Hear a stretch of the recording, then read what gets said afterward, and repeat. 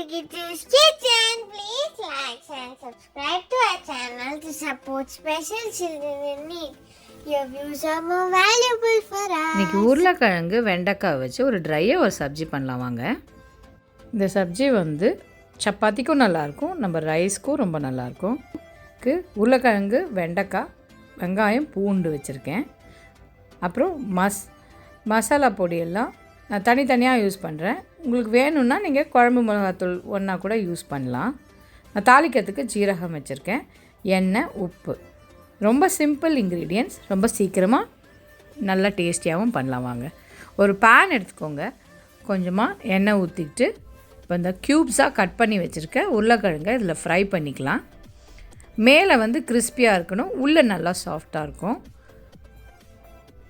அப்புறம் அதை எடுத்து வச்சுட்டு வெண்டைக்காவை நம்ம அதே எண்ணெயில் போட்டு வதக்கிக்கலாம். அப்போ தான் அந்த குழகுழப்பு தன்மைலாம் போயிடும். இனியும் அந்த கலர் சேஞ்ச் ஆகிற வரைக்கும் வதக்கிட்டு அதையும் செப்ரேட்டாக அந்த உருளைக்கிழங்கு கூட எடுத்து வச்சுக்கலாம்.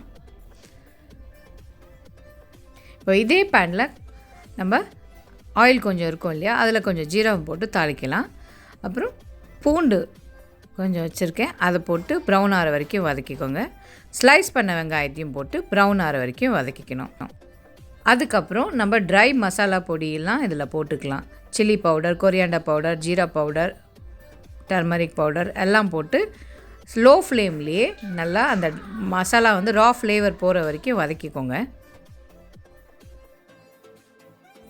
இப்போ இந்த டிஷ்ஷுக்கு தேவையான உப்பை போட்டு மிக்ஸ் பண்ணிக்கோங்க. ரா ஃப்ளேவர் போகிற வரைக்கும் மிக்ஸ் பண்ணிவிட்டு நம்ம ஃப்ரை பண்ண வெஜிடபிள்ஸை இது கூட மிக்ஸ் பண்ணிவிடுங்க. அவ்வளோதாங்க, நம்ம பொட்டேட்டோ பிண்டி சப்ஜி ரெடி ஆயிடுச்சுங்க. ஃப்ரெண்ட்ஸ், உங்களுக்கு இந்த வீடியோ பிடிச்சிருந்தா லைக் பண்ணுங்க, ஷேர் பண்ணுங்க, சப்ஸ்கிரைப் பண்ணுங்க. By. Stay healthy. Bye. Take care.